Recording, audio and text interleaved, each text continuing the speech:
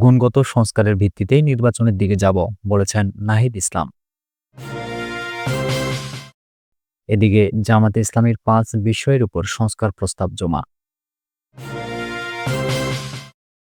এবং ইসরায়েলের বিরুদ্ধে বিশ্বের শান্তিপ্রিয় মানুষকে ঐক্যবদ্ধ হতে হবে বলেছেন মোহাম্মদ রেজাউল করিম। সর্বশেষ জানাবো, জলবায়ু পরিবর্তনের দ্বিপাক্ষিক সম্পর্ক জোরদার করবে বাংলাদেশ ও নেপাল। শুনছিলেন সংবাদ শিরোনাম। পুরো খবর জানতে ভিডিওটি শেষ পর্যন্ত দেখুন। সর্বশেষ খবর পেতে চ্যানেলটি সাবস্ক্রাইব করুন। এবারে জানিয়ে দেব বিস্তারিত। গুণগত সংস্কারের ভিত্তিতেই নির্বাচনের দিকে যাব বলেছেন নাহিদ ইসলাম। জাতীয় নাগরিক পার্টির আহ্বায়ক নাহিদ ইসলাম বলেছেন, দৃশ্যমান বিচার এবং রাষ্ট্রের মৌলিক ও গুণগত সংস্কারের ভিত্তিতেই নির্বাচনের দিকে যাব। বৃহস্পতিবার সন্ধ্যায় বরিশাল ক্লাবের জাতীয় নাগরিক পার্টির নেতাকর্মী ও গণ্যমান্য ব্যক্তিদের সঙ্গে মত বিনিময়ের আগে তিনি এসব কথা বলেন। এ সময় নাহিদ বলেন, আমরা অনেক জায়গায় বলেছি নির্বাচন হতে হবে গণপরিষদ নির্বাচন। ছাত্র জনতা রক্ত দিয়ে এই সরকার এনেছে। আমাদের মৌলিক ও গুণগত সংস্কার করতে হবে। এই সংস্কারের ভিত্তি এই সরকারের সময়েই করতে হবে। তিনি বলেন, একটি সময়সীমা দেওয়া হয়েছে। এই সময়সীমার মধ্যে আমরা দৃশ্যমান বিচার ও সংস্কার দেখতে চাই। আমরা গণ অভ্যুত্থানের সঙ্গে আপোষ করে কোনো রাজনৈতিক দলের সাথে সমঝোতা করব না। তিনি আর বলেন, বাংলাদেশ একটি পরিবর্তনের মধ্য দিয়ে যাচ্ছে। এই পরিবর্তন বাংলাদেশের বিপ্লবী ছাত্র জনতার হাত ধরে এসেছে। সেই পরিবর্তনকে এগিয়ে নেওয়া আমাদের ঐতিহাসিক দায়িত্ব। সেই দায়িত্ববোধের জায়গা থেকে নতুন রাজনৈতিক দল করেছে। জাতীয় নাগরিক পার্টি একটি নতুন রাজনৈতিক দল ও একটি নতুন রাজনৈতিক সূচনা। নাহিদ বলেন, ক্ষমতার চেয়ে জনতা আমাদের কাছে সবসময় গুরুত্বপূর্ণ। সেই গুরুত্বের জায়গা থেকেই রাজপথে নেমে এসেছি। এনসিপি আহ্বায়ক বলেন, পরিবর্তনের সঙ্গে যারা তাল মেলাতে পারবে না তারা হারিয়ে যাবে কালের গর্ভে।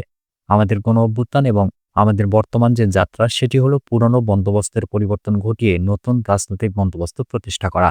তিনি বলেন, পরিবর্তন, সংস্কার, বিচারের মধ্য দিয়ে আমাদের এগিয়ে যেতে হবে। পুরনো রাজনীতি আমরা চাই না। আমরা সত্যিকার অর্থেই একটি নতুন রাজনৈতিক সংস্কৃতি চালু করতে চাই।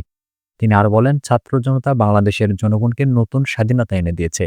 এই স্বাধীনতা রক্ষায় ছাত্র জনতা কাজ করবে। তবে আমাদের নিজেদেরও সচেতন হতে হবে। আমাদের ভেতরে যেন কোনো চাঁদাবাজ, অপকর্ম করে এমন কোনো লোক স্থান না পায়, সে বিষয়ে সবাই সচেতন হবেন।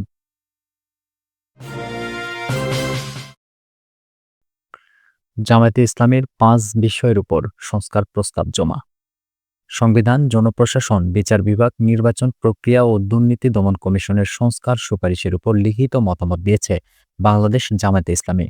বৃহস্পতিবার সকালে জাতীয় সংসদ ভবনে অবস্থিত জাতীয় ঐকমত্য কমিশনের সহ-সভাপতি অধ্যাপক আলী রিয়াজের কাছে এসব সুপারিশমালা জমা দেন দলের সেক্রেটারি জেনারেল অধ্যাপক মিয়া গোলাম পরোয়ারের নেতৃত্বে একটি প্রতিনিধি দল। এ সময় অধ্যাপক মিয়া গোলাম পরোয়ারের সঙ্গে ছিলেন সংগঠনের সহকারী সেক্রেটারি জেনারেল সাবেক সংসদ সদস্য হামিদুর রহমান আজাদ, কেন্দ্রীয় নির্বাহী পরিষদ সদস্য এবং কেন্দ্রীয় প্রচার ও মিডিয়া বিভাগের সেক্রেটারি অ্যাডভোকেট মতিউর রহমান আকন্দ। অধ্যাপক ডক্টর আলী রিয়াজের কাছে জামায়াত নেতারা সংবিধান, নির্বাচন, বিচার বিভাগ, জনপ্রশাসন ও দুর্নীতি দমন কমিশন সহ ৫টি বিষয়ের উপর প্রস্তাবনা পেশ করেন। এ সময় উপস্থিত সাংবাদিকদের ব্রিফিংকালে অধ্যাপক মিয়া গোলাম পরোয়ার বলেন, জামায়াতে ইসলামী একটি সুষ্ঠু, অবাধ ও নিরপেক্ষ নির্বাচনের লক্ষ্যে সংস্কারের উপর গুরুত্বারোপ করে আসছে। আমিরের জামাত সহ নেতারা প্রয়োজনীয় সংস্কার সম্পন্ন করে দ্রুত একটি অর্থবহ নির্বাচন দেওয়ার জন্য বরাবর বলে আসছেন। অন্তর্বর্তী সরকারের পক্ষ থেকে নির্বাচন অনুষ্ঠানের সময়ের ব্যাপারে একটি ধারণা জাতির সামনে পেশ করা হয়েছে। আমরা তার সঙ্গে দ্বিমত পোষণ করিনি। আজ আমরা ৫টি বিষয়ের উপর আমাদের মতামত তুলে ধরেছি। কমিশনের প্রস্তাবের সঙ্গে কিছু কিছু ক্ষেত্রে আমরা একমত হতে পারিনি, আবার অনেক বিষয়ে একমত হয়েছি।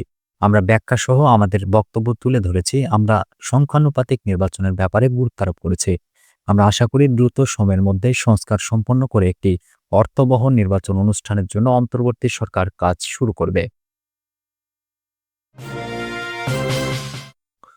ইসরায়েলের বিরুদ্ধে বিশ্বের শান্তিপ্রিয় মানুষকে ঐক্যবদ্ধ হতে হবে বলেছেন মোহাম্মদ রেজাউল করিম।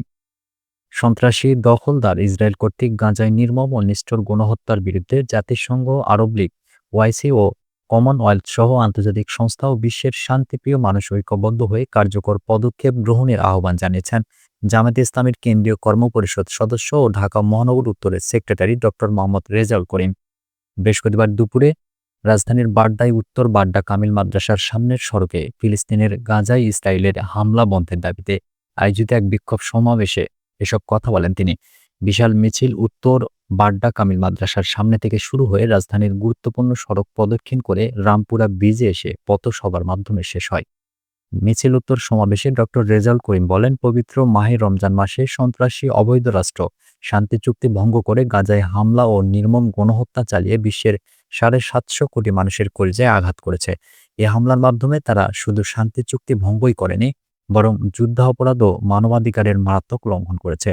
কিন্তু এসব করে দখলদার আগ্রাসী বাহিনীর শেষ রক্ষা হবে না, বরং অচিরেই ইসলাম ও মুসলমানদের চূড়ান্ত বিজয় নিশ্চিত হবে। তিনি অতীতের ইতিহাস টেনে বলেন, ইতিহাস সাক্ষী মুসলমানরা কখনো পরাজিত হয়নি, বরং পবিত্র মাহে রমজানে ঐতিহাসিক বদর যুদ্ধে সীমিত সামর্থ্য ও জনবল নিয়ে বিশাল কাফির বাহিনীর বিরুদ্ধে বিজয় অর্জন করেছে। তাই জায়নবাদী নির্মমতায় মুসলিম উম্মার বিচলিত হওয়ার কোনো কারণ নেই, বরং চূড়ান্ত বিজয় গাজা ও ফিলিস্তিনবাসীর জন্য অপেক্ষা করছে। তিনি ইসরায়েলি বর্বরতার বিরুদ্ধে বিশ্বের শান্তিপ্রিয় ও আত্মসচেতন মানুষকে সোচ্চার হওয়ার আহ্বান জানান। অন্যথায় জায়নবাদীরা গোটা বিশ্বকেই অস্থির করে তুলবে। তিনি বলেন, গত প্রায় ১৬ বছর পতিত আওয়ামী বাকশালী ও ফ্যাসিবাদী শক্তি দেশে অপশাসন, দুঃশাসন ও নির্মম গণহত্যা চালিয়েছে। তারা ইসরায়েল থেকে অস্ত্র আমদানি করে জামাত শিবির সহ বিরোধী দলের ওপর ব্যাপক গণহত্যা চালিয়েছে। তিনি অবিলম্বে এটিএম আজহার সহ আলেম ও আলামাদের অবিলম্বে মুক্তি দেওয়ার আহ্বান জানান সরকারকে। মহানগর কমিটির সেক্রেটারি বলেন, আইনশৃঙ্খলা পরিস্থিতিও স্বাভাবিক হয়নি। রাষ্ট্রের বিভিন্ন সেক্টরে এখনও পতিত স্বৈরাচারের প্রতিভূরা সক্রিয় রয়েছে।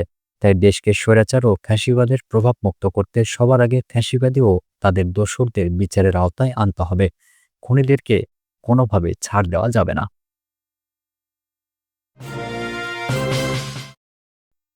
জলবায়ু পরিবর্তনের দ্বিপাক্ষিক সম্পর্ক জোরদার করবে বাংলাদেশ ও নেপাল। বাংলাদেশে নিযুক্ত নেপালের রাষ্ট্রদূত ঘনশ্যাম ভান্ডারী পরিবেশ, বন ও জলবায়ু পরিবর্তন মন্ত্রণালয় এবং পানি সম্পদ মন্ত্রণালয়ের উপদেষ্টা সৈয়দা রেজওয়ানা হাসানের সঙ্গে সাক্ষাৎ করেন। ঢাকায় অনুষ্ঠিত বৈঠকে দুই দেশ জলবায়ু পরিবর্তন, আঞ্চলিক পরিবেশগত সহযোগিতা এবং দ্বিপাক্ষিক সম্পর্ক জোরদারের বিষয়ে আলোচনা করে। বৃহস্পতিবার দুপুরে সচিবালয় উপদেষ্টার কক্ষে এই আলোচনা অনুষ্ঠিত হয়। বৈঠকে রাষ্ট্রদূত ঘনশ্যাম ভান্ডারী নেপালের ২০২৫ সালের মে মাসে অনুষ্ঠিতব্য সাগরমাথা সম্মেলনে যোগদানের জন্য পরিবেশ উপদেষ্টাকে আনুষ্ঠানিক আমন্ত্রণ জানান। তিনি জানান, জলবায়ু পরিবর্তন ও টেকসই উন্নয়ন নিয়ে বৈশ্বিক এই সংলাপে পর্বত সমৃদ্ধ দেশসহ বিশ্ব নেতারা, জাতিসংঘ ও বিশ্ব ব্যাংকের প্রতিনিধিরা অংশ নেবেন। উপদেষ্টা সৈয়দা রেজওয়ানা হাসান এই আমন্ত্রণকে স্বাগত জানান এবং সম্মেলনের গুরুত্ব তুলে ধরেন। তিনি তার কার্যালয়ের সঙ্গে আলোচনা করে চূড়ান্ত সিদ্ধান্ত জানাবেন বলে রাষ্ট্রদূতকে অবহিত করেন। রাষ্ট্রদূত ভান্ডারী জলবায়ু ও পরিবেশগত ইস্যুতে বাংলাদেশ নেপাল সহযোগিতা বাড়ানোর উপর গুরুত্ব দেন এবং বাংলাদেশি প্রতিনিধিদের অংশগ্রহণ নিশ্চিত করতে পূর্ণ সহায়তার আশ্বাস দেন। বৈঠকে বাংলাদেশ, নেপাল ও ভুটানের অংশগ্রহণে একটি ৩ জাতির পরিবেশ বিষয়ক বৈঠকের সম্ভাবনাও আলোচনা হয়। বৈঠক শেষে উভয় পক্ষ জলবায়ু পরিবর্তন মোকাবেলা এবং পরিবেশ সংরক্ষণে একসঙ্গে কাজ চালিয়ে যাওয়ার অঙ্গীকার পুনর্ব্যক্ত করেন।